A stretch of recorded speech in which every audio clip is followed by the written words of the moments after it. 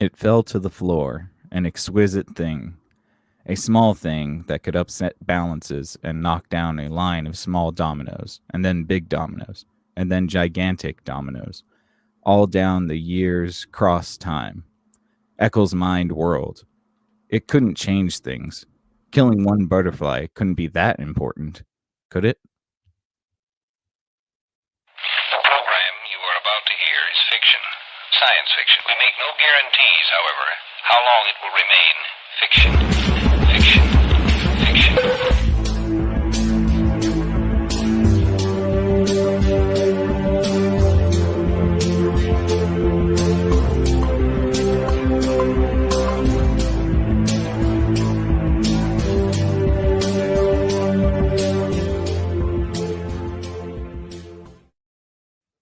Consequential salutations, all you cognonauts out there, and welcome to Exofathom, the show that dares to explore the outside reaches of understanding. I am your host, as always, Nick, and I am joined, as always, by my lovely co-hosts. Ayla, how you doing? Oh, I think Ayla, your microphone is muted. Mike, how you doing? I'm doing all right. It's one of those nights where I kind of feel like Neo, where I don't have to dodge any bullets. So Well, that's good. You just can lift your hand up and say no. Yep. Just refuse all the bullets. I like that. How you Ayla, doing, you're Nick? back. I'm good. I'm I good. am Ayla, back. good. Okay. Yeah, as I was saying to myself, apparently, I loved the greeting today. Consequential salutations. So perfect. Yeah. Well, I mean, this kind of central theme around this topic of conversation today, the butterfly effect, will be kind of around consequences, around how our choices can affect things on a larger scale, and a couple other things as well. But before I get into it, I wanted to thank you guys for listening. We very much appreciate you. Please feel free to leave us some feedback about what you think about this episode or any other episode you listen to. We very much appreciate all of the constructive criticism that you guys might have for us. Otherwise, thank you so much for listening. We very much appreciate it. And tonight's episode is going to be about the butterfly effect, not the Ashton Kutcher movie from 2004, just so you guys know. I know you might have been excited, but I was really hoping because that movie gets dark yes, it gets very dark, actually. so fast. Especially the extended cut. Oh, my goodness. I didn't even know there was an extended cut. Wow. Oh, yeah. And it gets dark very quick. But maybe there will be some references to Ashton Kutcher's masterpiece. But that notwithstanding, we're going to be talking about the phenomenon of the butterfly effect and sort of maybe the philosophical implications as well as social implications. And a little bit on the end, I want to share a couple of the most famous examples of the butterfly effect. And I think a couple of them might surprise you. So without much further ado, Ayla, what do you know about the butterfly effect? Do you know anything at all? Or are you kind of coming into this with tangential knowledge? Well, I gotta tell you, Nick, I was pretty disappointed when you brought up the Ashton Kutcher film because that's pretty much the extent of what I know about the idea. So that's all out the window. So yeah, I'm a fresh mind. If anyone's listening out there and you also don't know much about this, hopefully I will represent your thoughts during this discussion because I'm excited to learn for sure. Well, and it's not to say that the Ashton Kutcher movie doesn't have the same sort of philosophies and themes around it. Of course, it really does. But it's also kind of it doesn't age very well as a movie. So, really? Now I want to see it. I'd like to see a remake of it, actually, maybe in a more modern setting. That would be good. But what about you, Mike? Do you have you read anything about the butterfly effect, or do you know anything outside of the movie? Didn't that movie have a sequel? Wasn't there some? Oh, I'm sure it did. Yeah, straight to DVD. Oh yeah. Oh, so sad. Oh, it reminds me of like that Donnie Darko sequel. Yep. That had a sequel too? Yeah, don't watch it. What? I know a little bit like how the flapping the wings of a butterfly can can cause a hurricane on the other side of the world, that sort of idea. Mhm. I also do like killing a butterfly, of course, like mentioned in the cold open, but a little bit. I kind of see it along the same lines as like uh, observability, I guess. Like when you look Mhm. at some like quantum type stuff, where you look at something and it could change, like Schrodinger's cat, I guess. But the Mhm. only difference is you either kill the butterfly or don't. Yeah, it's kind of like you know, in what I've been reading and stuff, I kind of had this sort of like feedback loop of thinking where I thought to myself, well, is it really a butterfly effect, if you will, or is it just people ascribing patterns to things that may not be as closely related as we like to think? And I think I can explain that a little bit further when we talk about some of the examples, because um, you know, like it to put the blame on one person's actions for something that's, you know, crazy, I think is a little bit, I think it's a little bit grasping at straws, but I'll get into that a little bit later and we can have a discussion surrounding that. But before we get into the background of the butterfly effect, I wanted to ask you guys, do you think that your choices day to day have an ability to affect the other side of the world? And if so, could you describe such an event? Um, Ayla, you want to go first? I mean, okay, so I mean, this is a tough one because, like, I literally work with people all over the world. So, in some way, there's a very literal interpretation I have in the sense that, like, yeah, like I help with things around the world. I don't want to say too much more about it, but like, Well, but yeah, I think I I get need it, more yeah. about the butterfly, like, because I'm not causing like tidal waves across I the think we can probably I think we can probably nix the internet out of this concept, just because if we include the internet, of course, everything you do would have some sort of effect on the rest of the world. I think more of like you help somebody across the street, or you know, pick up a wallet that was dropped. Things like Mm. that. Like, do you think that those things can ripple out farther than just the immediate sort of action? Well, that's an interesting question. I mean, because yeah, like when you talk about cause and effect, things that we do definitely initiates this sequence of events that are seemingly unrelated, but if you remove that first primary thing, then down the road, it's like, would it happen? But yeah, no, I mean, I think I'm still in like the third dimension with this thought pattern. Because yeah, I'm just still thinking like, oh, okay, well, I could still like ship something and like, yeah. So I don't think my brain is where it needs to be. But Mike, what's your thoughts on that? Oh man.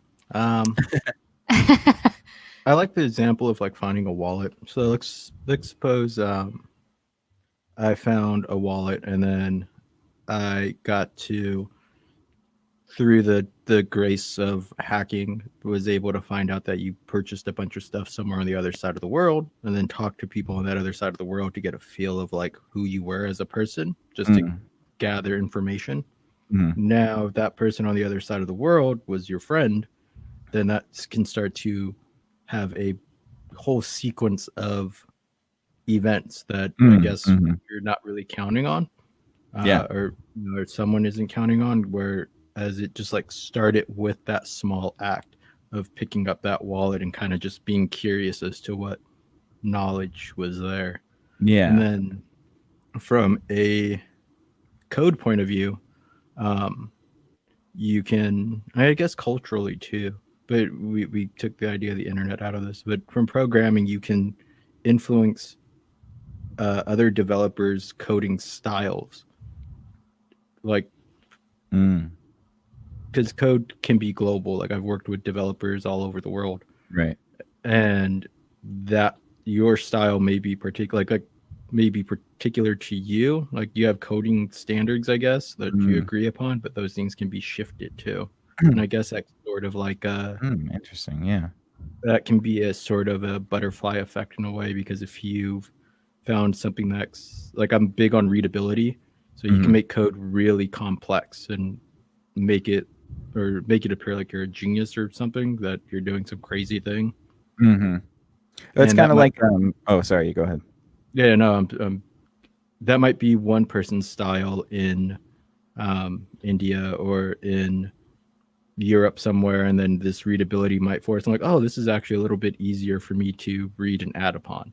So then they change their work just a little bit, and then their local changes propagate out to their development circle. Wider and wider scales. Yeah, I like that, and I think it's kind of like how we see slang or colloquial terms, or like when you go to a different country and you spend enough time there, you start to pick up maybe some of the aphorisms, or not the aphorism, but the idiosyncrasies of their languages.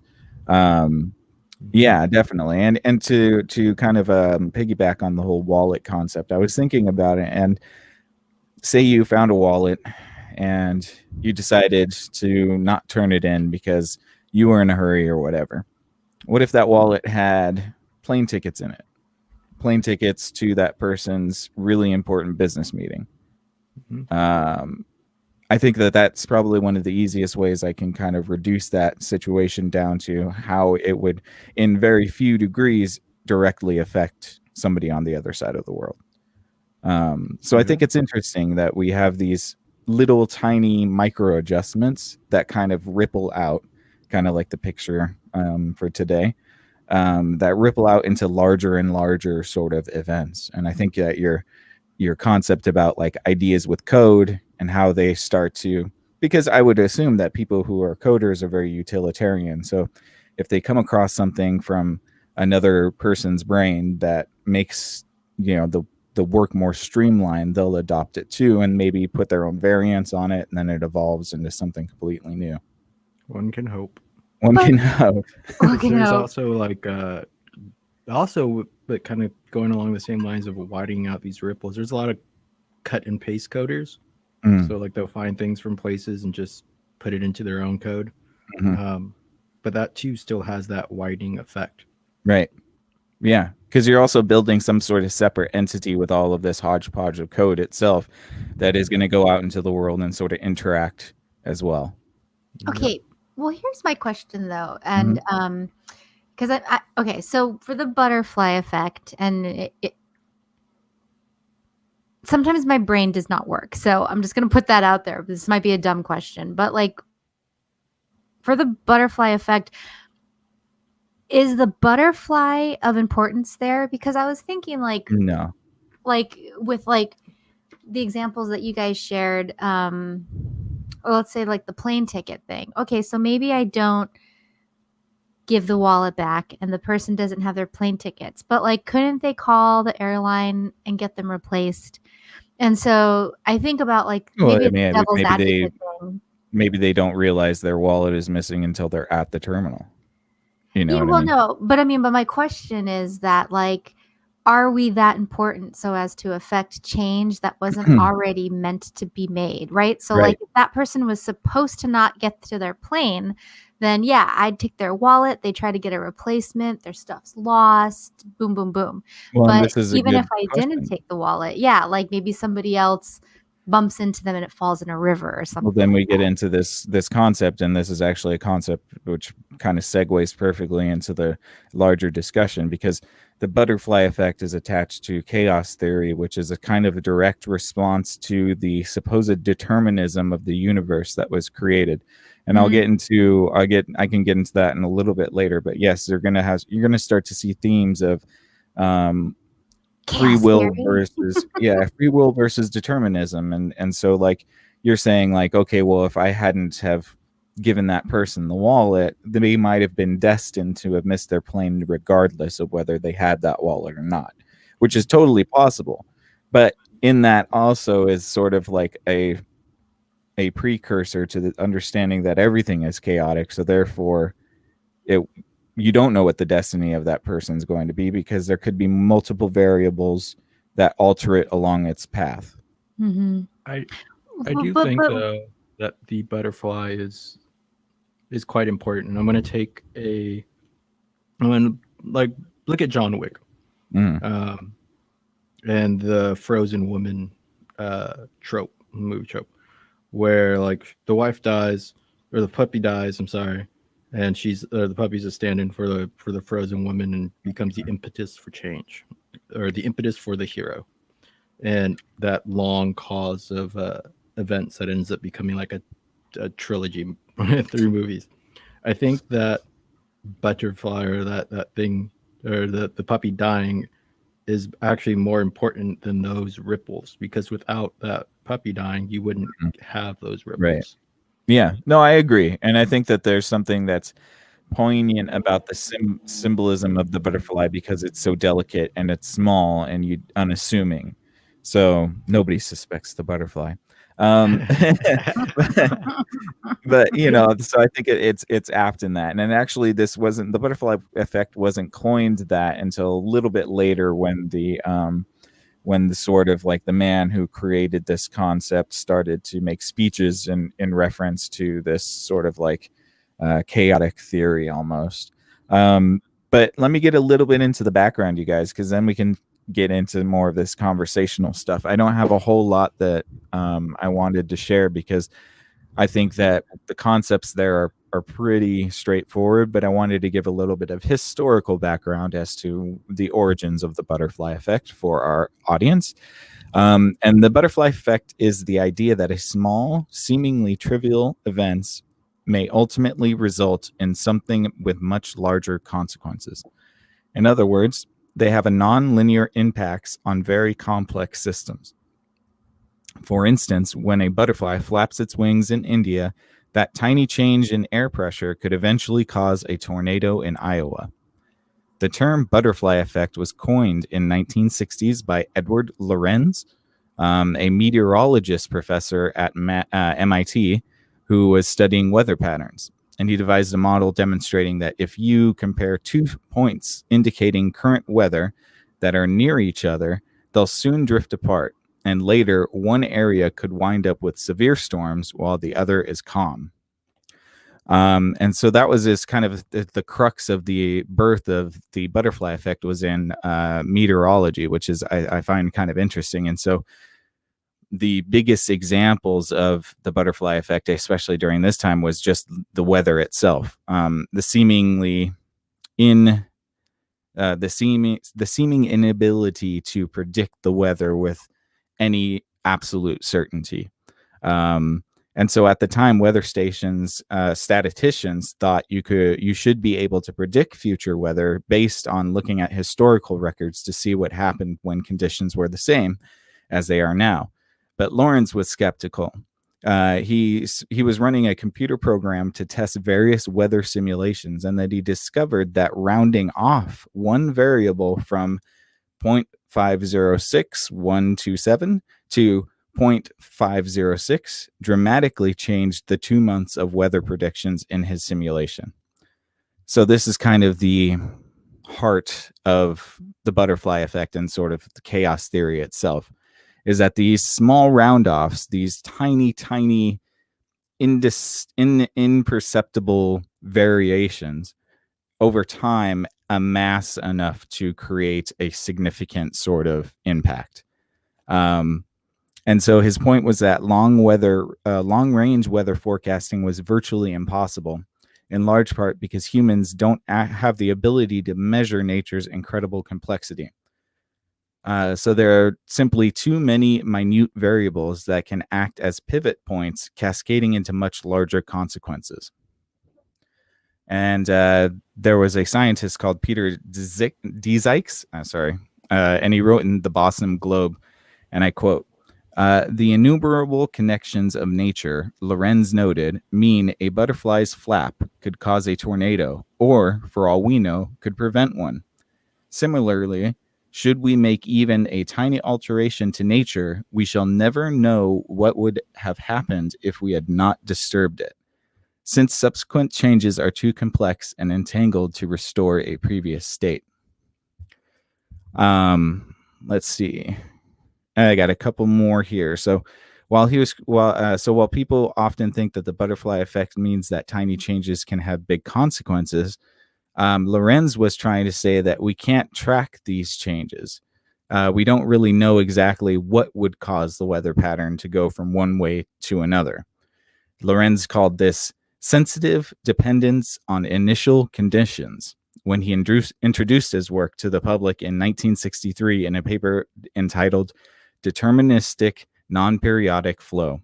The term butterfly effect he later coined in speeches about the topic, and the paper was rarely cited by other researchers, at least at first. So I wanted to point one thing out, and that was in the Boston Globe article. The quote that kind of talks about, similarly, we should make even a tiny alteration to nature. We shall never know what would happen if we had not disturbed it. And I thought that concept was kind of interesting because it made me wonder, and then I'll kick it to you guys if you guys can think of anything. But I was trying to figure out, is there anything that we can witness in our reality that isn't affected by something or having something alter it? And I mean to say, is there something that we can observe that is purely in a vacuum of sorts?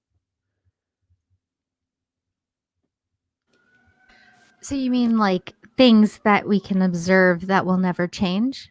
Yeah, or yeah, exactly, or have any sort of external influence.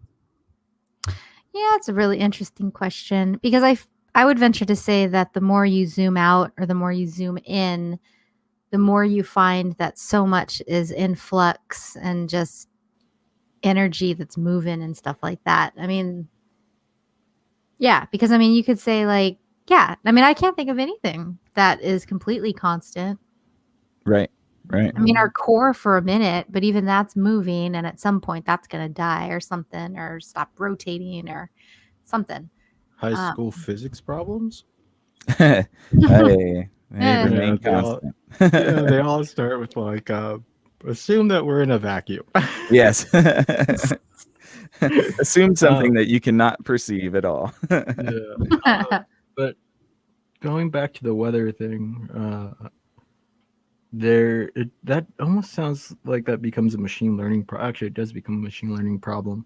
You have these very small parameters that you're trying to solve for in a linear like fashion, or you don't need to take a linear thing, but like if you're trying to predict the amount of rainfall for a given season, you end up also predicting all these different parameters based off of probabilistic events within a Bayesian, within that probabilistic space. But as far as like real world things that aren't affected, I think that's almost the goal of meditation and stoicism and different philosophies, where you're trying to find whatever your truest vector is, like whatever thing that you can build within yourself where you are not pushed around by these external forces. And but at the same time, you can make the argument that not disturbing something is an act of disturbing something. It's just the act of not disturbing it. Right. Yeah. And if that disturbance comes consciously, like, say I see the same metallic pink Mercedes-Benz every couple weeks, every Tuesday every 3 weeks. Did Angeline get a new ride? I had to. I can either disturb the pink Mercedes-Benz or I could just notice it, right? But that's still a disturbance thing. So I don't suppose, I don't know. It would seem to me, I mean, and I wasn't trying to, it's not really a trick question. I was genuinely trying to figure it out myself as well. But it would seem to me that there's just nothing that can really exist, maybe outside of what's inside a black hole. I don't know. Well, there is a really great quote. I forget who said it, but it was that truth only exists in closed systems. So if you've heard me talk on this podcast before, I always come back to this concept that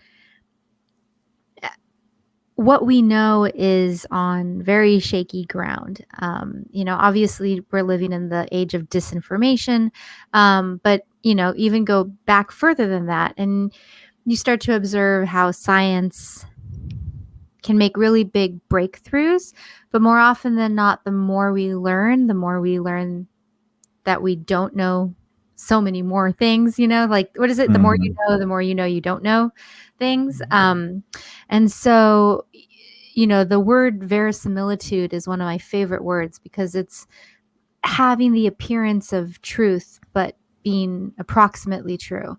You're 99.9% true, but you're not 100% true. And I think that that's really an important thing to remember because, in a closed system where everything's controlled, everything's observable, everything's documented, totally, you could probably make some really great truisms in that system.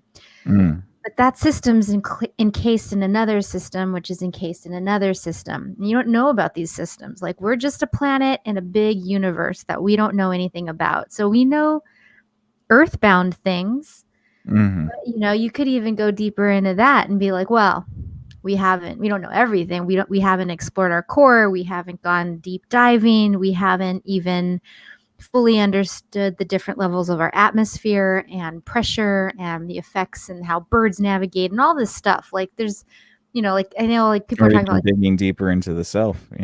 Yeah, deeper into the self and consciousness and like what this all is. So I think it's like definitely a tricky question. And, one of those that's probably going to be around for a long time. I don't know that we'll ever, like, and that's a weird thing to think of too. Like, will future humans ever find out the truth of all things?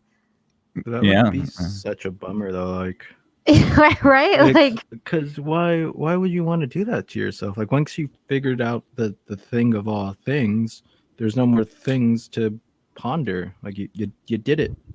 Good job. Yeah. Right. Yeah. But two, there's also, I do agree, like, there's discrete cuts of truth, I feel like. Like, truth can work within a continuous space. It's like a calculus of truth. Wait, are you talking about the time knife from that show? Well, are you talking about the time knife? No, I was just gonna go on about continuous versus discrete mathematics. Oh, please do. I'm so sorry for interrupting. No, you're fine. Like, you can have like the truth calculus, right, where you kind of exist in this big soup of something, like you said, like all these systems on top of each other, and you can work very hard to integrate various forms of truth or derive truth from something. But really what these closed systems are, especially when you start to deal with social circles or just things like just smaller systems of things, is just discrete truths where it's like, this is a truth within this system, like you were saying, but it may not be the truth in the wider system. But that still doesn't mean that it's not the truth, quote unquote. It still has a truth value. So it's you do get into things like that, and it does become like a paradoxical sort of thing, right? Like and like the calculus sounds like a Zeno's paradox of truth. Like, the closer you get to it, you can't really ever touch it. So like, if you get halfway towards the truth, you're still not at the truth, and you get halfway towards it again, you're still not at the truth. You keep getting half and half and half. Do you ever touch the truth? No, you don't. But you can say you do. Yeah. And that minor difference between you and the absolute truth can make all the difference. But you should still respect the truth within these very closed systems. Yeah, I think, you definitely hit the nail on the head. And especially too, like, when you start diving deeper into some of these disciplines that exist today, which, let's be clear, there's disciplines today that did not exist 10 years, 20 years, 30 years, like, there's so much new science coming out and new specialized science that, it's an exciting time, but it's also a time where it's almost like, if you think of like a scaffolding or like a ladder or something like that, and each rung on the ladder is our truth, our verisimilitude, our truth with a little t, because it's not big T truth. It's just something that we know from hundreds of years of observation and calculations. It's holding for now, But then, you start doing research and you're like, oh, dang, this scaffolding here, this little rung, we need 2 ladders now. This ladder is going to be how we did things. This ladder is going to incorporate the new information, and we're going to see how things fall apart or whatnot. Like, integrating that new information is something that, like, we respond to when it happens, but we totally ignore all the times where we're just relying on stuff to be the way it is because it's the way it is. And I think that's a really interesting side effect of just humanity, I would say. Just all that not knowing, you start to take things with a grain of salt, and you just say, like, I'm going to build on this until it doesn't work. Yeah. I like to kind of step back into the coding analogy, I guess. You can definitely walk into a corporation or a company where they do things a certain way, right? And that's the truth value for them. And you can observe that system working. You could, from an outside point of view, go, there are things that could be changed to where the end product is the same, but is closer to a software engineering truth or some sort of principle, I guess. Mm-hmm. But it may not necessarily be the best action to enforce that because like you said, you've broken these rungs. You've kind of destroyed the ladder, quote unquote. And that may not be the best for that small closed system because that small closed system already has instilled such a truth. It doesn't mean you can't go over somewhere else and build your own truth thing. But in my experiences, what I've found, at least with coding and coding styles and the internal workings of dev groups, is that notion of truth, this idea of a single source of truth, is valuable just for the team's ideology, just so that they could keep up in production, doing whatever they're doing, even if it's not completely 100% aligned to a good sound principle. It's good enough, so just leave it be, sort of thing, Oh, go ahead. Sorry. No, go for it. I was just going to start to trail off. Oh, I'm glad I interrupted you then, because to touch on your point, I just had this come up today where I was trying to streamline the efficiency of a system within a program, and the philosophy to date was kind of like, well, don't fix it if it's not broke, kind of thing. But it's broke. it's not good. And like, I was talking with the software developer, and I said, look, we can handle this now when there's going to be like 100 different reiterations of the same thing, maybe 2. But if we wait and keep up with this trajectory, in like 3 years time, we're going to have to do like 2,000 different modifications because of this decision right now. And so it's like interesting to me to hear you talk about that in like the computing world, because I definitely know with coding, there's so many ways to do things with predictive algorithms, especially.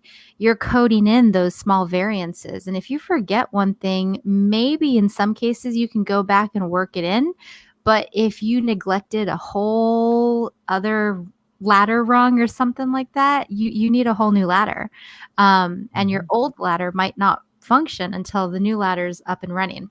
For those of you who might not be that comfortable with computer stuff, I would liken this to backwards compatibility of like a PS2 or an Xbox, because that is annoying. And I really wish that was something that we could solve, because it's kind of the same thing. No, that's where, like,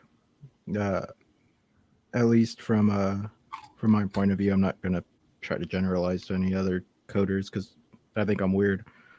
You want to almost prep for that stuff because you have to understand that your knowledge base gets stale over a long enough time period. And so you should be doing your best to refresh your knowledge base or add on to it or fill in gaps or be like, oh, this is obsolete. I don't need to do this sort of low-level programming. I don't need to do like PS1 programming now because we have PS2 stuff, so I should get rid of all this PS1 stuff.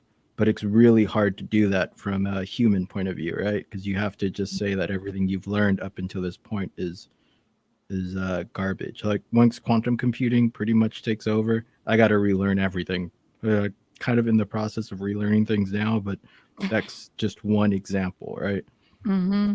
and it's that paradigm shift that is going to that's the butterfly that ends up causing the ripples for all these developers. Oh boy, that was a tough tie-in, you guys. All right. Did we get there? Did we get there? I mean, kind of. I appreciate the effort for sure. My brain's Um, jumping around to like 2 minutes because like I have a very concrete example, but I don't want to go into it for the sake of not going into it. No, I got you. Well, no, I mean, it's interesting. I think you guys got caught up on truth a little bit, Ripple. which I think is good. Because I would ask, since my first initial question to you guys was, do you think that there's anything that can be independent from influence? And maybe I can ask you guys, do you think that truth has to be outside of a vacuum in order to exist, or can it exist inside a vacuum? I'm saying it only exists in a vacuum, but beyond that, it's impossible to know the truth of things if the world and the universe is indeed boundless. But I mean, isn't there a way for interconnectivity to build some sort of meta truth and larger truth? I mean, because that's where I'm kind of going with this whole like butterfly effect things. To me, it means that there's an inherent interconnectivity to all things within our reality. So, can the truth exist without any sort of outside influence? Is there something as like a vacuum sealed truth, and then a truth that's kind of a collaboration of all of the little things that exist on this planet? I don't know. I mean, because like with the butterfly effect, if it's rooted in chaos theory, then I'm still sticking with the idea that like there really is no truth, but if you narrow your scope, there could be. So like with the picture that you have, this butterfly and there's a lake with ripples. If that lake is encased in a box, then I know where the effects are going to extend to. Then again, this could probably go in a lot of different areas. I might not understand the question. Mike, what are your thoughts? No, you're fine. Just you're good. You need to keep that confidence. Keep talking. I was just gonna say if the objective truth was so simple that we could understand it, we would be so simple that we couldn't. Next, going back to like an old medicine quote about the brain. If the brain was so simple that we could understand it, we'd be so simple that we couldn't. Because truth, objective truth, observable objective truth is still based on perception data that we carry in and that we do weird stuff to figure things out with our brain. So there's still that biological limit. So if that thing does exist outside of a vacuum, we may not be able to grasp it without extra human help, without alien help, without maybe even aliens don't get it either. Maybe it has to be like a huge collaborative effort between all the species, whatever exists out here in this thing. And if we're all alone, then I think the probability of us even grasping something like an objective truth goes down to like 0.000000000000000000001 or something. Like it just gets bizarre. Right. Well, I mean, I guess I'm not saying that whether we could comprehend it or not, but I'm just wondering if the truths that we think of are really, if they're really as sterile as we can claim them to be, and not just thousands of years of collaboration and reality sort of testing by the human race. Like I don't know if there's any sort of thing as a sterile truth.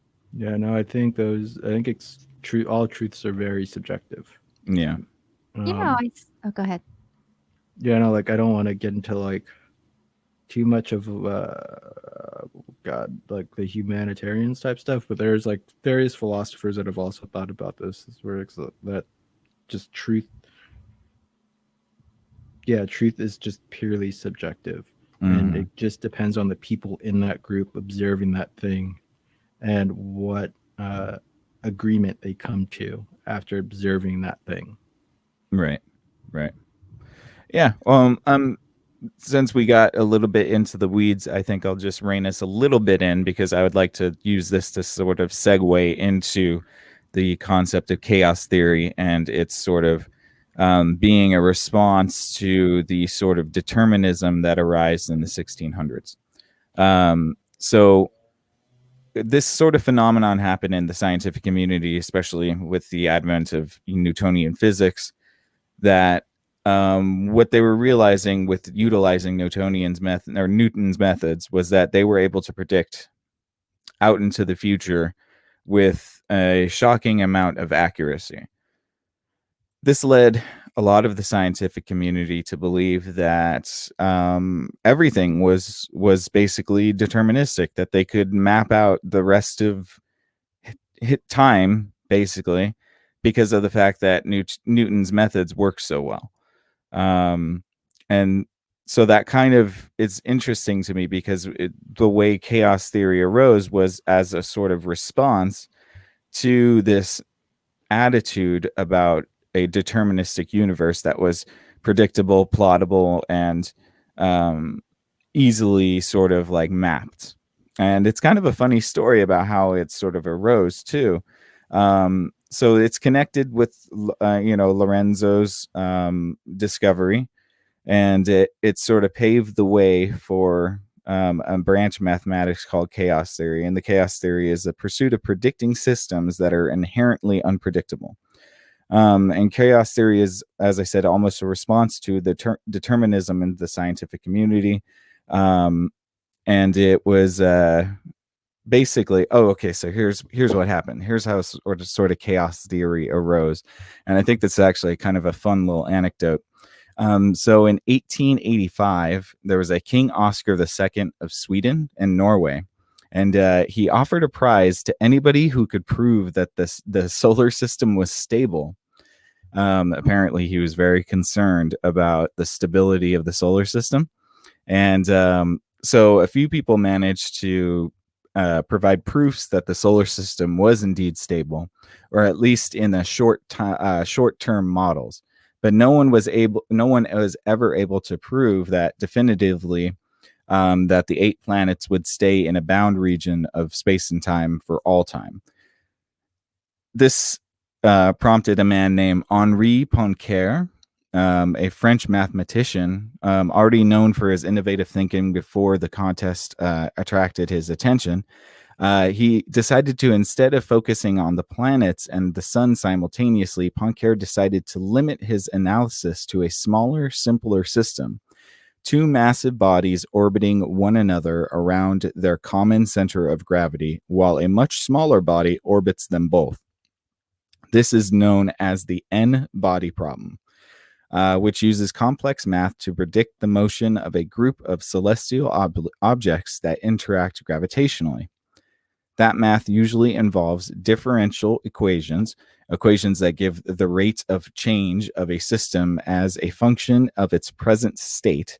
But when Poincare tried to describe the present state of the bodies in his simplified calculus, he discovered that small imprecisions, rounding off a planet's mass, for example, grew over time and became magnified at an alarming rate. Even when he shrunk the uncertainties in initial conditions to smaller and smaller values, the calculations still blew up, producing enormous uncertainties in the final predictions.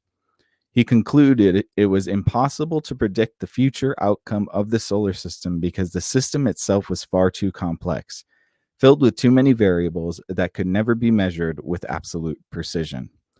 For his work, Poincare won the contest, but his real accomplishment was to discover something known as dynamic instability, or chaos. And so I thought that was actually kind of a cool little anecdote about how the branch of math sort of, came to be.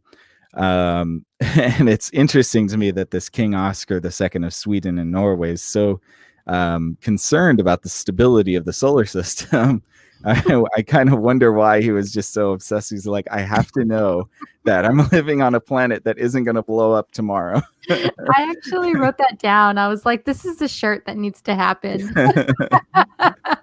Is our solar system stable? Yeah. I just love that. It's like, like an image very concerned. I'm like all stressed out. Yeah. Like a childhood fear. Right. Yeah, totally. Well, I like the scientist's name. What is it? Ah, we don't care. Oh, yeah. Henri Poincaré. Yeah, no, you don't care. He's like, Yeah. I'm gonna go this way. Yeah. But I think it's a really cool sort of like, not origin story, but a sort of like a romantic sort of start to this concept that yes, Newtonian physics are very tried and true, and we're able to map things out. But over time, eventually, everything falls into entropy. And to me, I think that that's a very sort of interesting concept, and it kind of brings up the question of, chaos versus determinism. You can even reduce that to free will for a more personal sort of perspective. But to me, it seems like if chaos is inevitable, then isn't that just a result of the end of the deterministic fate of that body? I mean, I don't know if and obviously I'm being a layperson here, but I don't know if to me it seems like they both sort of end up at the same point. Even if it was determined to be so, then it was determined to fall into chaos. And if it was chaos, then it's just being in its nature. Yeah, I Does that make any sense? yeah, like determinism is nice when you can't. It's like the God thing and fate. It's really nice when you have an unknown or multiple unknowns, like just variables that you haven't accounted for yet within a system. But you can have an infinite amount of parameters to try to explain a chaotic system. And I think you're right. Like it abstracts to the same overall issue that we can't, with great degrees of precision, account for every single thing all the time. Right. Like even computers, as great as they are, they still have rounding errors. They still have limits to their precision. And there's such things as like one of the big challenges of like building sort of machine learning algorithms is the regression, like is overfitting your model or underfitting your, sort of like either your parameters are too tightly tuned. So you're like, you've assumed that this chaos has reached a certain level of determinism, and you know that everything's going to be this deterministic, and then your model ends up being wrong from the observed reality of your test data, or it's underfit where there's too much chaos now, and you still end up completely off from reality, which is kind of what that same abstraction is, where we just do end up in entropy and chaos. Yeah. Well, I mean, if entropy is an inevitability, do you think that being able to map the entropy? So, like, I think of this in the example of Poincaré. So he's talking about two bodies orbiting around their gravitational center, and one body orbiting around the two. So he's basically saying that over time, these tiny variations in the body mass or the movement will add up to a point where the whole system is basically flying away from each other. My question is, if we know that entropy is inevitable, is there a method in which we can map it? I'm sure there is. I'm sure there definitely is. There's probably algorithms that attempt to do this. I would imagine. Well, go ahead. You typically try to capture like some sort of error, I guess, like as the system flies out apart from each other that differs from your like findings. You try to reduce that error rate by changing your parameters of the two bodies going around each other. So I think you definitely can map out how these systems have diverged. Now I'm reaching far. I'm just trying to think of like information theory and. Oh yeah, well, I mean it's a little out there for myself, but it kind of makes me wonder, like if everything ends in sort of like this chaos, then isn't that sort of a fate in of itself? So to me, it's kind of like this Ouroboros, where it's like, yes, chaos, chaos, then determinism back to chaos sort of thing, like Yeah, because you have to reach the bounds of like your understanding, and then reevaluate your methods, Mhm. and then yeah, scientific theory, right? Like you do the experiment, you mark it down, you see how wrong you were, and then you try it all over again. Right. Yeah, and then like fate, God, these sort free determinism. Sorry, these sorts of notions are used when our knowns have become unknowns, and then we try to reevaluate those unknowns to make them known again. Mm. Yeah, Ouroboros. Well, I think it's interesting. We actually did a episode on the Hubble constant, and I feel like that's a really good illustration of this too, where it's like, the Hubble constant ain't constant. It's sort of constant, but it keeps changing as we keep learning stuff. So I think that like it is kind of interesting to be talking about like these mathematical formulas and things like that that are like sometimes correct, and then you learn a little bit more and then it's incorrect, and then you learn a little bit more and then it's correct again. There's an element of time there, that like Mm. all these observations depend on dates. Are we Yep. observing this today? Are we observing this in the future? Are we observing in the past? And I also think that when it comes to sciencey things, so much of it is experiential or observable knowledge, observable truth. So, if it's you in the present doing experiments on the present, that's one thing. There's you in the present doing experiments on the past or observing the past events and dates. But looking ahead into the future is a bit different. And I do think it's interesting that we're seeing more tech coming out that's going to be looking at longer term studies and things like that. But I do have this hopeful feeling, kind of like what you were saying, is that the difference between entropy and error and truth is really just, well, entropy and error is just a reflection of truth yet to be discovered Mm. and then broken again, Mhm. then discovered again. But Yeah. such is life. And I honestly think that we did hit the nail on the head in that Hubble discussion because, or maybe it was the black holes one, because there's some scientist right now who thinks that a black hole ends up being the beginning of another universe because Mhm. they were saying it takes extreme pressure for something to explode, like the Big What Bang. was I talking to you guys about in that episode? How I think that the other side of black holes are white holes that are spewing matter into a new universe. It's a Big Bang, Tell yeah. me. That's what she said. Because, like, that's one thing we also don't think about too. Is like the Hubble constant. It assumes that the Big Bang is moment one. It doesn't assume anything before that. A lot of people are uncomfortable with that, myself included. I'm like, there had to have been something before the Big Bang. There was something, some other universe that then imploded on itself and then became a new one.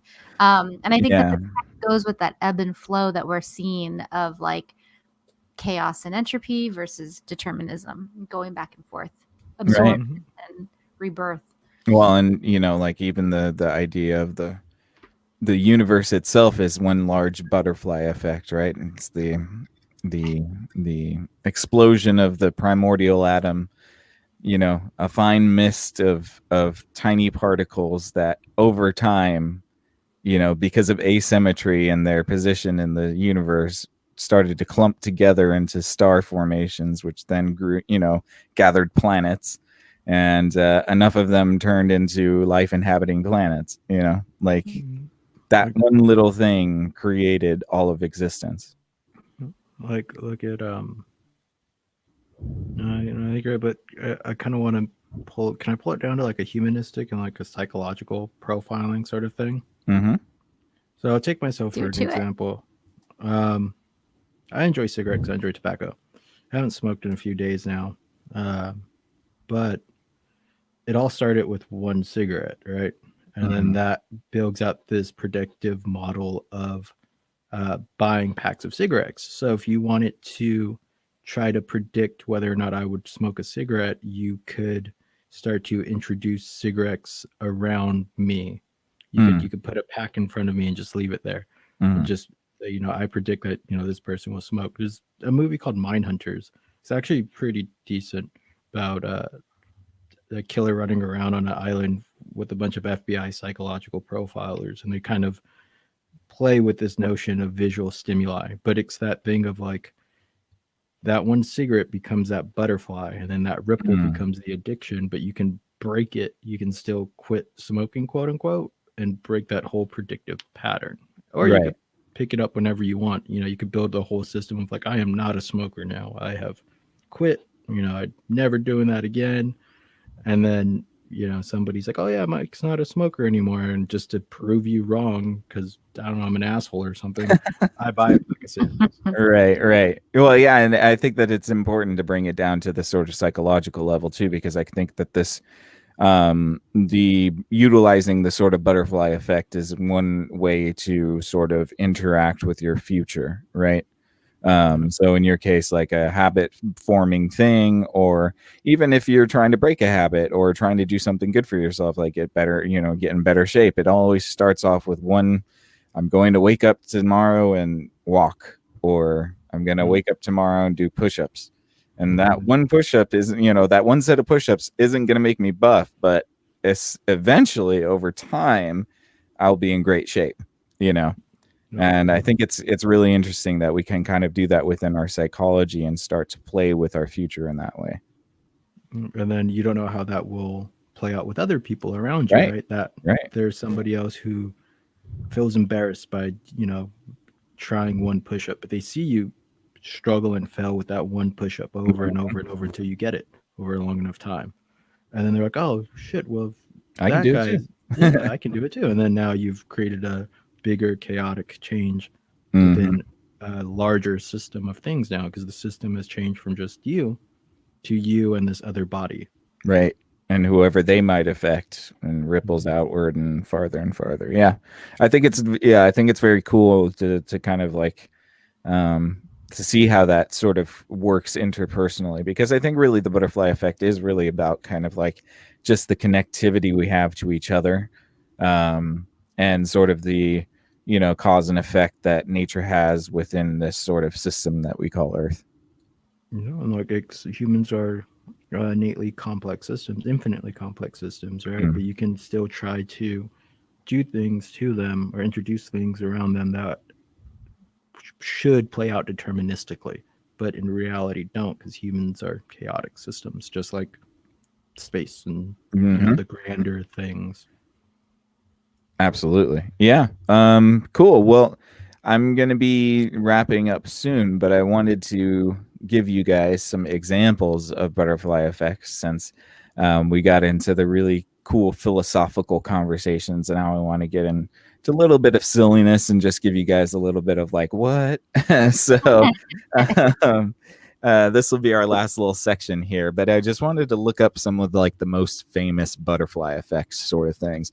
I didn't know if I was going to find anything, to be honest, but I realized that there are some pretty significant actions that rippled out to cause calamity throughout the world. And unfortunately, you're going to find that my examples aren't very good examples, at least in the outcomes that they garnered. But yeah. So I wanted to see, I have 3 examples here for you. So the first one is how a rejected letter caused the Vietnam War. And this is in 1919. Woodrow Wilson received a letter from a young man called Ho Chi Minh, who asked him to meet to discuss independence from France for Vietnam. At the time, Ho Chi Minh was quite open-minded and ready to talk, but Wilson ignored the letter, which angered the young Ho Chi Minh. He went on to study Marxism, and he also met Trotsky and Stalin and became a staunch communist. Later, Vietnam did win independence from France, but the country was split into a communist North and a non-communist South, with Ho Chi Minh leading the North. In the 1960s, North Vietnamese guerrillas were attacking the South, and the USA stepped in, something that would have not happened if Wilson had read Ho Chi Minh's letter. So this is where I wanted to kind of get into the connecting the dots phenomenon that we kind of do as humans. Because yes, you could say like, oh, wow, it's could it have been just like Ayla's argument about the wallet, right? Could it have just been me giving the wallet that would have kept the person from missing their flight? Could it have just been Woodrow Wilson reading this letter that would have kept Ho Chi Minh from turning to a different system than the U.S. agreed with? I mean, and that's where I'll ask you guys, do you think it's possible that we are just kind of connecting dots because that's in our nature to see patterns, or do you think that these events really do hinge on the smallest of things? I do think it's a case of like correlation does not equal causation, but at the same time it can be very suspect, because Ho Chi Minh didn't have to turn to Russia. They could have gone to a different world power, but they didn't. And I don't know. At any time like letter gets missed, I always think about like Romeo and Juliet when he doesn't get the letter Right. apothecary in the Lost Woman one. Yeah, and I'm like, dude, freaking wait till business day Monday. Like, give honestly, it some those time. two kids just needed to wait one more hour, and everything would have been fine. And in the movie, it was like seconds. Yeah. She was already fluttering her eyes, and then oh my god, it's cringe. Yeah. So yeah, I don't know. I don't know, to be honest. It's a tough one. Let's break down those causal links there, right? Because Woodrow Wilson could have read the letter and been like, "Oh, this guy," and then at that point, Ho Chi Minh could have wrote a letter to the communists, and the communists could have been like, "Oh, this guy." Yeah. And then what happens to Vietnam? But also, he could have read the letter, invited him over, talked to him, and Vietnam could have never happened. But that still depends on, Marxist reading that letter and talking to Ho Chi Minh and trying to influence him. So right. There's multiple causal links that ended up causing Vietnam to happen. So I don't think it's so much connecting the dots. Like in this case, I think it's more causation than correlation. But I do agree, correlation is not causation. But in this particular case, where Ho Chi Minh has made the decision to reach out, implying that he's looking for influence. He's looking to be influenced. Right. Yeah. And then the negation of wanting to influence him for whatever reason from the United States ends up causing him to look for influence elsewhere. Right? It's sort of like job applications. So you can send out 1,000 job applications, but the only ones that you're going to try to pursue are the ones where you get yeses to, right? Like interview requests to. Right. Yeah. If that other person doesn't give you the interview request, you're not going to go for it. Yeah, and it's the same thing with like dating, I guess, too. You can ask out 1,000 people, but the actual dates you go on are going to be the people that say yes. Right. Yeah. I definitely get that. And I don't know, to me, it's like, there definitely is there's some correlation there for sure. But, like, as I said, I think it's just interesting because had, maybe Woodrow Wilson did meet with Ho Chi Minh. Well, what's to say that something else, like, Ayla's points about it being destined? What's to say that some Stalin, official comes and meets him afterwards and still, converts him to communism instead of the U.S. capitalism, So it's a dating idea. I was just thinking too. It's like, let's say, and not to play sides or anything. I don't actually know enough about it, but I would say that let's say you're trying to ask, like, go out with the good guy or something like that, right? Like they're reaching out to this person, and then this person like rejects you. So you just go to like the opposite person. Like, what does that say about your intentions reaching out to the particular person in the beginning? Like, if I'm down with a 6'5", dusty-haired, green-eyed gentleman, and he rejects me, I'm not going to go. Well, I mean, I guess. Yeah, I think it's. I was trying to make a fun point, but I get it. I got lost thinking about your green eyes. Wow. I'm pretty back over. Aw. Well, I can give you guys I can raise the ante for you guys, and this one's is a little bit more ridiculous, and this is one I'm having a very hard time sort of digesting. Did someone get rejected from art school? It's very much along those lines, actually. And so Oh, I was no. I was able to verify that this is actually a person, but it's so interesting because I've never actually heard of this person before. And it's weird to me that I never learned about this person in school. And so this man is named Henry Tandy, and he was in France in 1918, so he might have been Henri Tandy. And he was fighting for the British Army. No, he's Henry then. When he decided to spare a young German's life. This decision was to cost the world in ways no one could ever imagine. Tandy was fighting to gain control of Marcoing and saw one injured German soldier trying to flee. Because he was injured, Tandy could not bear to kill him, so he let him go. Do we know who that German soldier was? I have a feeling. I have a feeling it's the same one that didn't get into art. That's the same one that didn't get into art school, Mr. Adolf Hitler. Yeah. The vegetarian. The vegetarian who fought in World War One. But I mean, the imagine first guy to push back against smoking. He started the anti-smoking. Yeah, that's campaign. true. That's true. But imagine being Mr. Henry Tandy. I mean, Oh no! you got to think like 30 years later, you're like probably in your 60s, and he's rising to power, and you're like, oh my god, That's none of my business. It's like my missing the field goal, like the game-winning field goal in the Super Bowl. Right. Wait, are there books about Mr. Tandy? I feel like there should be. yeah, Certainly. there should definitely be like a mini series on HBO about the reflections of Tandy and the moral quandary of if you could go back in time, if Back to the Future, what is that car that DeLorean? Yeah, if one of those showed up, oh man. There's also another time when Hitler was in the trenches with like his best friend, and a sniper missed the shot. Actually, he was aiming for Hitler and hit his best friend. No. Oh man. And then there's also the time when Hitler stormed the, I guess their version of the Capitol. They stormed like the government building and tried to take over it by force, and got arrested and put in jail. And that causes him that's the impetus for him to write Mein Kampf, which ends up persuading a bunch of people.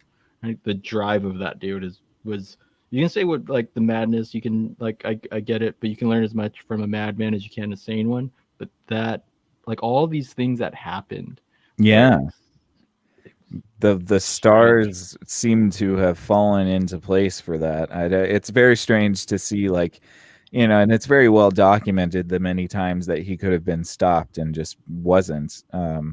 For lack of knowledge, obviously nobody knew what he was gonna the atrocities he was gonna commit. Right, but then think about it the opposite way, because that's a Minority Report dilemma stuff too. Like if somebody came back in town and was like, "Hey, you know what? Like this person's intentions, like this is what's gonna happen," and so like he hadn't done it. Like even if he was like a teenager and he hadn't done anything, I always like the people who are like, if I went back in time, I would kill Hitler. I'm like, oh, okay, well then you'd be in jail for killing a child. No. I would go nobody knows who he is. I would go back in time and yell at the people that made up the Treaty of Versailles that put Germany in such a shitty place where somebody like Hitler could rise. Right. That was the Allies' fault. Right. That might have been the better way. Yeah. Was there any like psychological profile done about like why he became such a monster? Like a lot of methamphetamine. Really? A lot. Yeah. A lot of drugs, a lot of meth, I think some heroin in there too. And see, oh my god. German housewives, they had meth like in their chocolate. So like soldiers got meth pills, but the majority of it was consumed by German civilians through this they would just cook meth in their chocolate and eat it. Yeah. Oh my word. Makes you very astringent and clean and very meticulous. Yeah. You don't have to sleep for a while, that's for sure. That's true. Well, I'll tell you one class I'd be interested in would be the history of the legalization and the criminalization and the legalization and the criminalization, like the ups and downs Mhm. of various like meth and weed and all that kind of stuff, because like alcohol was prohibited at a time. There's like an herbal that topical actually. thing. Well, I Sorry. just think it's interesting, like from a historical perspective, to look at like how loose and free societies were, and then they tighten it up, and then they get loose and free, and it's like, what's that about? What domino effects can we observe there? Like, I don't We know. breathe in, we breathe out, our heart beats, and it's that rhythm, right? When we had our episode about the principles of hermeticism, right? It's like one of the laws is about push and pull and the rhythm of reality, and there's always that sort of give and take, push, pull, up, down, that rhythm that sort of just permeates all of reality. And I think humans and societies have that rhythm as well, where we expand and then we contract, and then we expand and we contract, See, the over tricky and thing over again. is to figure out which part of the contraction or expansion you're on, because We're in a contracting point for sure. oh man. Well, yeah, like all this predictive stuff. And it's funny because like the guy that you mentioned that came up with the butterfly effect, there's an MIT series or center devoted to him, and all they do is like annual lectures on like predicting climate change or predicting atmospheric effects on planetary bodies and Earth. Like all this really cool cutting edge stuff, but it all has to do with prediction. And I think that's so interesting, right? Like we have fortune tellers, then science came out, we have science people, we have predictions, and they're pretty good, better than astrology, but still failable.